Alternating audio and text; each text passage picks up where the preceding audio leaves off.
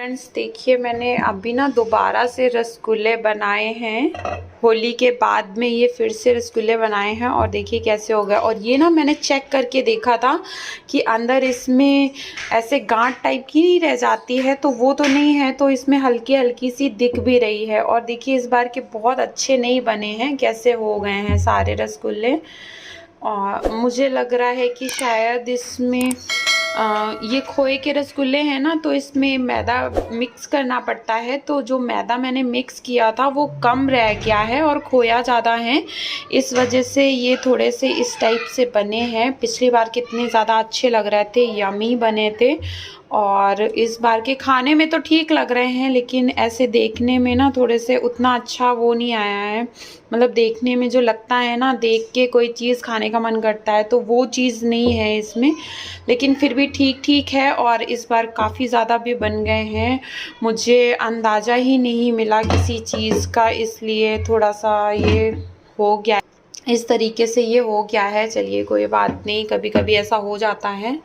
और इसको ना मैंने कढ़ाई में ही इसलिए रखती हूँ क्योंकि इसमें ना फैल के आ जाते हैं। भगोने में रखेंगे तो एक के ऊपर एक आते हैं ना रसगुल्ले, तो फिर फटने का डर रहता है, मतलब बिखर जाते हैं ऐसे। अगर ज़्यादा सॉफ्ट हो जाएंगे ना तो नीचे के दब जाते हैं और जिसकी वजह से वो खराब हो जाते हैं। साथ में एक चीज़ तो शेयर करने इसलिए वाली मैं हूँ, इसमें ही फ़ोटो की रखती एक हूँ। स्टोरी है। और ये देखिए, ये एक फ़ोटो है। इस तरीके से मेरे हस्बैंड ने इस तरीके से मुझे लिया हुआ है और इसकी एक स्टोरी है। और आप लोग सुनेंगे ना तो शायद है किसी को अच्छा लगे, किसी को ख़राब भी लग सकता है, ऐसी कोई बात नहीं है। ये फ़ोटो इतनी ज़्यादा अच्छी लगती है उनको कि ऐसे फ्रेम में करके भी रखी है और इसको ना एफबी पे भी डाला हुआ था। तो इसकी आज मैं एक बात बताती हूँ। हाँ जी फ्रेंड्स, तो अभी ये मैं पांडा के पास में बैठी हुई हूँ। देखिए, ये मेरे छोटू बेबी का पांडा है, तो इसके पास में ही मैं बैठी थी, तो आपको फ़ोटो के बारे में बता रही थी। तो फ़ोटो ऐसी कोई मतलब बहुत अच्छी फ़ोटो नहीं आई है, बस ऐसे ही हम लोगों ने निकाली थी। फ्रेंड्स, जो फ़ोटो मैंने डाली थी और आपके सामने मैंने दिखाई उसको, उस फ़ोटो के बारे में मैं बात करने वाली हूँ। तो उसको एफबी पे जब मैंने पोस्ट किया, मैंने नहीं सॉरी मेरे हस्बैंड ने जब उसको एफबी पे पोस्ट किया था, तो सोचा नहीं था कि इतना ख़राब रिस्पांस मिलेगा। जो हम लोगों के एज के थे तो उन्होंने तो बहुत अच्छा बोला कि हाँ बहुत अच्छी पिक है, बहुत अच्छा मतलब। और एक्चुअली ये एनिवर्सरी की थी, हमारी फर्स्ट एनिवर्सरी की पिक है।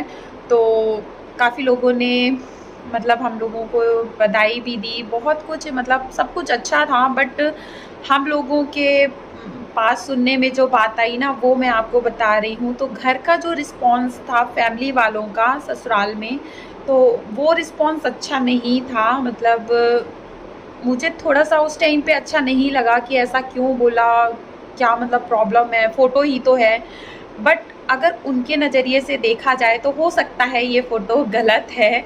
मतलब अभी क्या हो गया है, ये सब ट्रेंडिंग चल रहा है और सब इस तरीके की पोस्ट डालते हैं, इस तरीके की पिक डालते हैं। तो हम लोगों जैसे जो लोग हैं ना, क्या बोलते हैं, टीनेजर्स जो हैं या फिर जो मेरी एज के भी हैं, तो उनको ये सब गलत नहीं लगता है।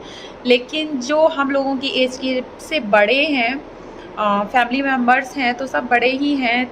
छोटे हैं तो उनको देख के अच्छा लगा, लेकिन बड़े हैं तो उनको देख के थोड़ा नहीं अच्छा लगा। कुछ चीज़ें उन्होंने ऐसा बोला कि जो कुछ चीज़ें ना क्या बोलते हैं, पर्दे में ही रहें तो ज़्यादा अच्छा होता है। तो मतलब मुझे ये समझ में नहीं आया कि ऐसी कौन सी चीज़ थी जो मतलब पोस्ट कर दी, जो पर्दे में ही रहनी चाहिए तो ही अच्छा होता है।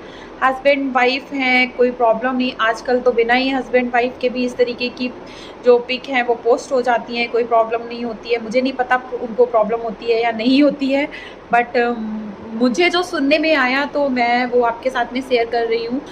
तो थोड़ा सा मुझे ख़राब लगा, लेकिन बाद में जब मैंने उस पर थोड़ा सा, कहते हैं ना, थोड़ा सा गहराई में सोचना, तो मैंने भी थोड़ा सा गहराई से सोचा कि हाँ ठीक है, कुछ लोगों को लग सकता है क्योंकि घर में क्या, हम लोग नॉर्मल जानते ही हैं कि हाथ में 5 उँगलियाँ होती हैं और पाँचों उँगलियाँ ना बराबर नहीं होती हैं। इसी तरीके से जो घर के बड़े होते हैं उनकी थिंकिंग अलग होती है, उनकी जनरेशन अलग होती है, और हम लोगों के जनरेशन का जो गैप होता है ना, उसी वजह से कुछ लोगों को कुछ चीज़ें अच्छी लगती हैं और कुछ लोगों को ख़राब लगती हैं। बस इतनी सी बात हो जाती है। और कुछ लोग जो होते हैं मेरे जैसी, जैसे मैं उस घर की बहू, ऐसे ही बहुत लोग होते हैं बहू जो होती हैं, तो उनकी थिंकिंग क्या हो जाती है, अरे घर वाले ऐसे ही हैं, ऐसे ही सोचते हैं। बट ऐसा नहीं सोचना चाहिए। हर एक की रिस्पेक्ट करनी चाहिए, उनकी थिंकिंग की रिस्पेक्ट करनी चाहिए, क्योंकि वो लोग जिस जनरेशन से गुजरे हैं तो वहाँ पर वही होता था।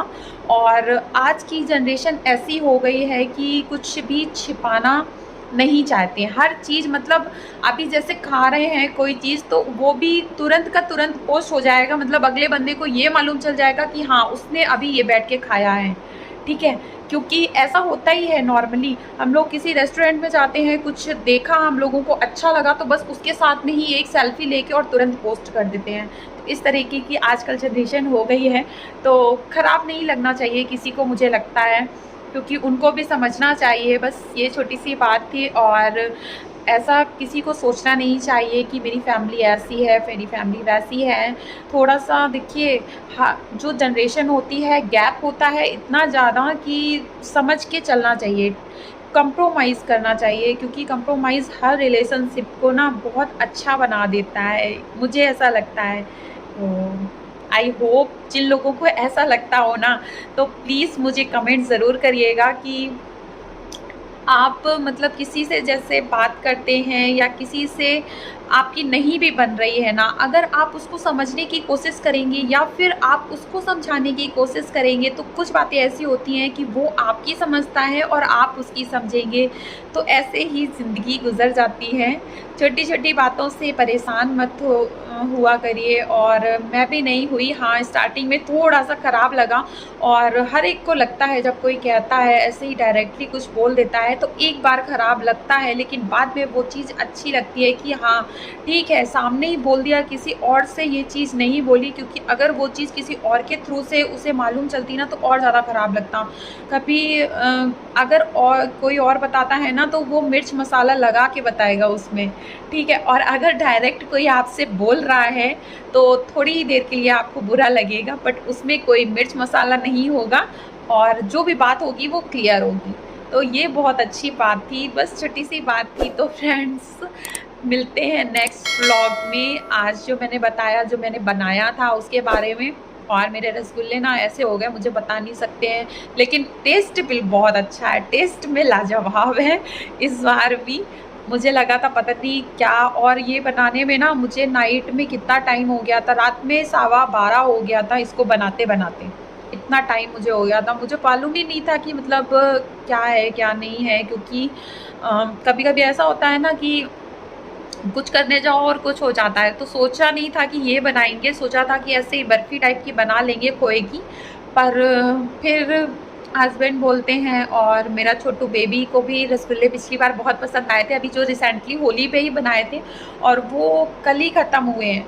तो मैंने कहा चलो, मॉर्निंग में ख़त्म हो गए थे तो नाइट में मैंने सोचा चलो रसगुल्ले ही बना देते हैं, इसके भी अच्छे से ये लोग खा लेंगे और सारा खोया जो है वो अच्छे से फिनिश भी हो जाएगा। इसीलिए सोच के बना दिया था, पर थोड़े से टेढ़े मेढ़े हो गए हैं, क्योंकि कभी कभी होता है ना, अंदाज़ा सही नहीं बैठता है। बस वही चीज़ मेरे साथ में हो गई। चलिए ठीक है, मिलते हैं नेक्स्ट व्लॉग में, तब तक के लिए बाय बाय।